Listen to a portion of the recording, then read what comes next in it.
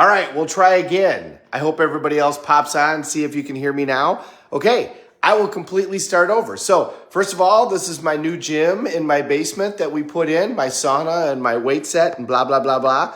I got cleared by the doctor and I can actually come back. If you pop on, please let me know whether or not you've got volume.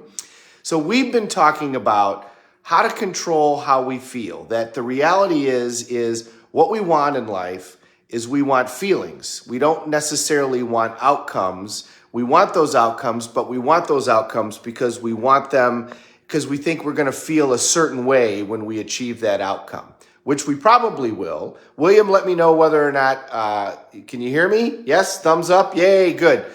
So we want to feel certain things when we achieve these outcomes. And what we've learned is we can actually feel those feelings anytime that we want. And the way that we do that is by controlling our triad. 3 things control how we feel at any given time, always. The base of the triad is your physiology, your physical body. One side of the triad is your language/beliefs. And then the other side of the triad is your focus, whatever you're focusing on. Where focus goes, energy flows. So we've talked about the physical body and how that can radically change how we feel and how you do that. Jumping up and down, going up in the air, all of that stuff makes a huge difference in terms of how you feel. Athletes are great examples of how to do this. We watch them do it all the time. When you watch football this weekend, if you watch American football this weekend, you'll see great examples of how everybody gets ready and they use their physical body to do that. So now let's talk about focus. Focus goes, energy flows. Remember that phrase. Write it down. Look at it every day. Where focus goes, energy flows. Thank you, everybody, for telling me that you didn't have any volume. Don't know what happened there. So Joseph McClendon III, one of the speakers at the Tony Robbins events, he tells this great story. He grew up in a small town outside of Los Angeles, and it's the old road between Los Angeles and Las Vegas. And it's a 2-lane road that is completely flat. There's no ditch, there's no nothing. You can literally drive right off the road and keep going for a mile and not hit anything. You're in the middle of the Mojave Desert.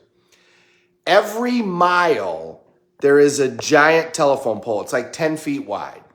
But that's it. Every mile, there's 10 feet where you could run into something and then there's nothing else. Now, inevitably, people would be driving back from Las Vegas and they hadn't slept in 3 days and they were tweaking and rolling and doing whatever. And they would go off the road and they would run into the telephone pole. And when they would get interviewed, they would be asked, how did you hit the telephone pole when you had, all this room? And they would say, all I kept saying to myself is don't hit the pole, don't hit the pole, don't hit the pole, pole, bam. And they would hit the pole. Whatever we're focusing on is what we're going to get. And when we focus on what we don't want, we still are focusing on it, and that means that's what we're going to get. So when you start saying things like, how come I don't have any money all the time? How come I can't lose weight? Okay, well, your brain is going to want to make you right, so it's going to answer that question because you are lazy, because you don't work enough, because you eat too much, because you don't have any self-control. You want to ask yourself better questions. Questions are the way that we think, and the way that we control our focus is by controlling the questions that we ask ourselves. Because those questions are going to direct that focus. So a great thing to do is to get into the habit of asking powerful questions. What if life was happening for me instead of to me? What if every event that was happening in my life was happening for me instead of to me? And how would that make me feel? Now, what a powerful question. If everything was happening for you, then you would ask another question, which is, okay, so if this is happening for me, and what's the positive out of this? What's the lesson that I need to learn out of this so that I can move forward and achieve the outcomes that I want? Another thing to do is to start out every morning by asking yourself a series of morning questions. What am I excited about today? And if your brain says nothing, what could I be excited about today if I wanted to? And how does that make me feel? Who do I love and who loves me? And how does that make me feel? What am I proud about? And if your brain says nothing, what could I be proud of? And how does that make me feel? What have I done in the past that I'm proud of? What am I excited about? And how does that make me feel? Always add the how does that make me feel and really feel those feelings.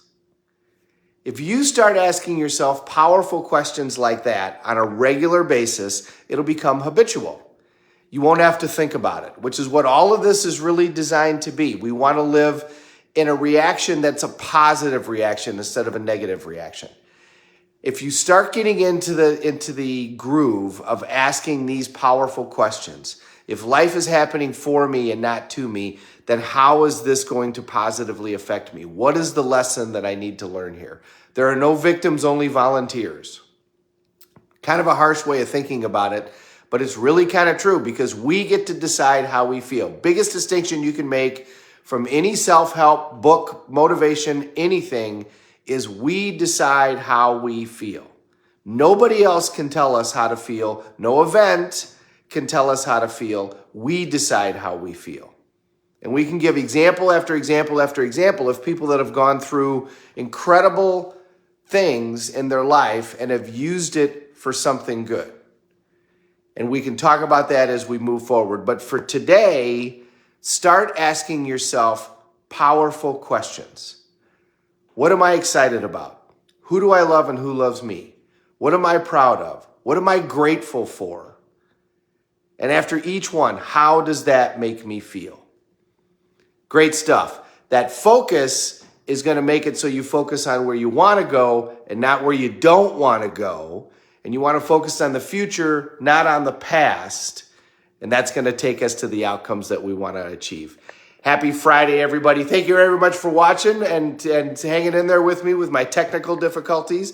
Mr. Lampy, good morning. Mary, always great to see you. Mr. Dakin, great to see you, brother. Val, a great morning to you. Dolores, as always, thank you so much for being here and for sharing all of the summaries that you do. Deanne, great to see you. Mary wrote something here. Be the architecture of your environment, not the victim. Exactly. That is an awesome distinction. Mary Robinson, great to see you too. Thank you so much. We decide how we feel. Where focus goes, energy flows. Thank you, everybody, for watching. We're all in this together. Let's take care of each other.